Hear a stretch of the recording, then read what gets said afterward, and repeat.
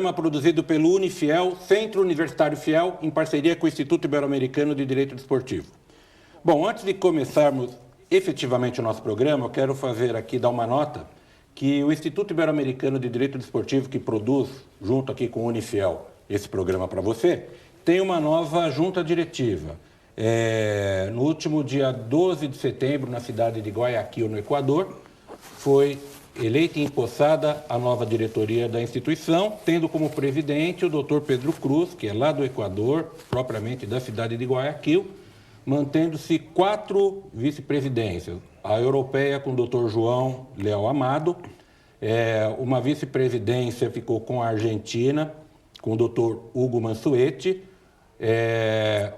o Dr. Manfredo Menacho, da Bolívia, os dois aqui para a América do Sul, e Augusto Valenzuela, vice-presidência para a América Central, já que ele é da Guatemala. A nossa amiga Simone Piloto, aqui de São José dos Campos, em São Paulo, é a secretária, e o tesoureiro, Dr. José Salgueiro, também do Equador. Então, você que quer saber mais sobre esse assunto, as novidades do IIDD, acesse a nossa página, né? www.iidd.com.br. Quer dizer que agora eu sou um ex-presidente, um presidente honorário. Um problema a menos. Bom, vamos apresentar aqui o nosso convidado, o doutor Alberto, se eu não pronunciar direito, pode me corrigir, Rey Neto. É mais ou menos. Tá bom, né? Para quem estava falando espanhol até ontem. O Alberto Rey Neto, ele é advogado e é atleta campeão paulista de atletismo pelo Clube Pinheiro, o Esporte Clube Pinheiros aqui de São Paulo, diretor executivo da Federação Universitária Paulista de Esporte, foi durante muitos anos, né, Alberto? E Neto, simplesmente ninguém mais, ninguém menos do que esse cidadão aqui. O Silvio Magalhães, qual era a titulação? Silvio Magalhães Padilha? Major, patente, né? Coisa da meio patente. Major Silvio de Magalhães Padilha. Então, Alberto, muito obrigado por você ter aceitado o nosso convite e dizer que realmente é uma honra tê-lo aqui conosco. Tudo bem com você? Tudo bem. Eu agradeço o convite. Sou assíduo espectador do programa. Puxa, muito obrigado. Porque é da área. E realmente uma honra poder vir aqui conversar com você. Fico feliz em tê-lo aqui. Bom, vamos começar falando um pouquinho. A gente ia começar por um lado, mas eu não posso deixar de falar aqui do seu avô, né? Porque o presidente Lula falou há alguns anos que o Brasil é um país que não tinha heróis. Não sei se ele talvez tenha exagerado um pouquinho, mas em certo ponto eu concordo com ele. Nós temos poucos heróis e esses heróis não são lembrados. Então, quando se tem uma oportunidade como essa, é um dever patriótico, um dever cívico a gente falar. Vou pedir para que mostre a foto mais uma vez. E aí eu quero que você, Alberto, conte para a gente o que seu avô estava fazendo aqui. O que ele estava assinando? Era cheque, ia pagar uma dívida? O que era? Não, aqui? Podia até ser outra coisa parecida, que eu já vou explicar por quê, mas não é. Essa fotografia é a assinatura do decreto que criou o DEF, o Departamento de Esportes e Educação Física do Estado de São Paulo. Até então não havia nenhuma regulamentação desportiva no Brasil inteiro. Que ano foi isso mesmo? Isso foi em 1939, ano em que ele ainda era atleta e ganhou, nesse mesmo ano, o troféu Helms de melhor atleta das Américas. Tinha grandes chances de ganhar medalha na Olimpíada de 1940, que foi cancelada pela guerra. Mas, enfim, acumulou aí a direção do departamento, que hoje é chamada Secretaria de Esportes e Lazer da Juventude. E aí começou tudo. Aí os professores de educação física passaram a ter sua profissão regulamentada, foram criados os campeonatos colegiais, os campeonatos jogos do interior, jogos abertos, que depois tiveram que ser criados jogos regionais, porque cresceu muito. Ou seja, é a base do esporte em São Paulo, aquilo pelo quanto a gente tanto luta, que é o esporte para todos, é o esporte de base,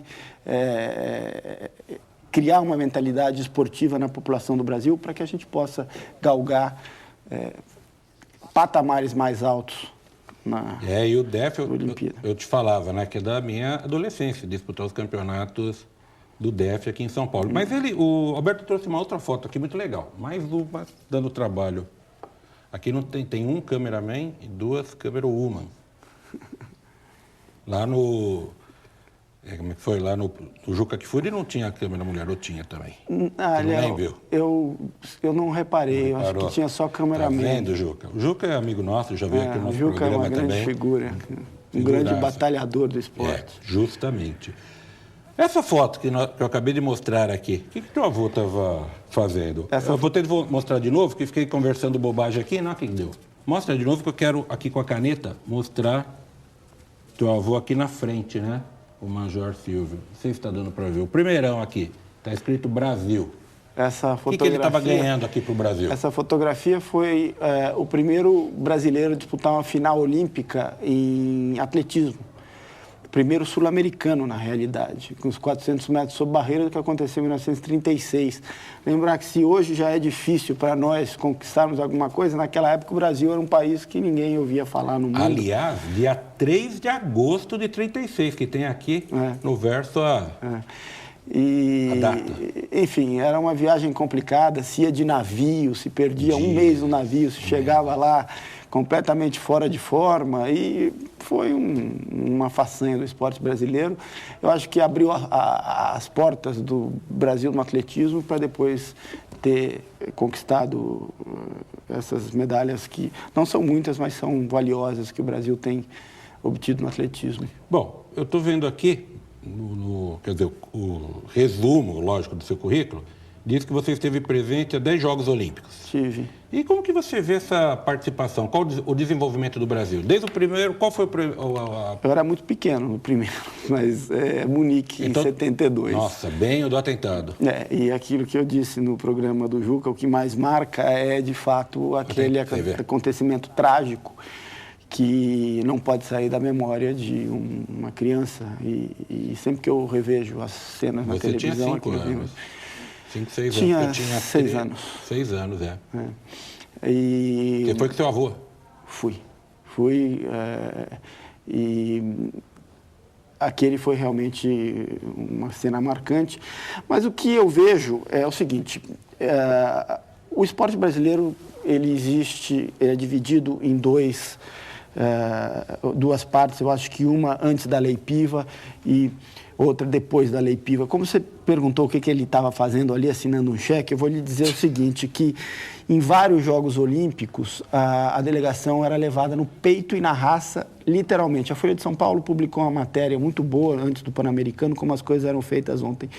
Ele assinava aval do próprio punho para poder levar a delegação. O que vinha do governo era, em ano olímpico, uma renda de loteria esportiva, e olha lá. E quando voltava, se não desse para cobrir, tinha que ir lá pedir, pelo amor de Deus, para o governo pagar o papagaio no banco. E se não pagasse? Se não pagasse, tinha execução. Então quer dizer que a minha brincadeira não foi tão... Não, porque isso acontecia mesmo. Acontecia mesmo. Inclusive, ele chegou para um Pan-Americano, se não me engano, de 59, ia dar a própria casa como hipoteca a um banco para poder complementar o dinheiro para levar a delegação. E eu tenho tudo isso documentado, a Folha de São Paulo fazia publicou. Por amor mesmo. Aí veio a Lei Piva. A Lei Piva começou a destinar ao esporte do Brasil uma quantia que eu tenho aqui, que foi, resumindo, incluindo não só a Lei Piva, mas incluindo aquilo que foi dado pelo esporte, pelas estatais, 1 bilhão e 200 milhões no ciclo olímpico passado. Então, você me pergunta qual é o resultado do Brasil a partir daí. Eu acho que não mudou muita coisa. Os atletas continuam na penúria. Se você perguntar para os atletas se esse dinheiro chegou efetivamente neles, eles vão dizer que não chegaram. Você pode ver as declarações dos nossos medalhistas. A dificuldade de treinamento dessas pessoas continua sendo a mesma. E vamos ver as medalhas. O que o Brasil ganha de medalha são esportes que já ganhavam medalha desde a década de 60, quando a situação era dificílima. Então quer dizer que não mudou nada, você quer dizer?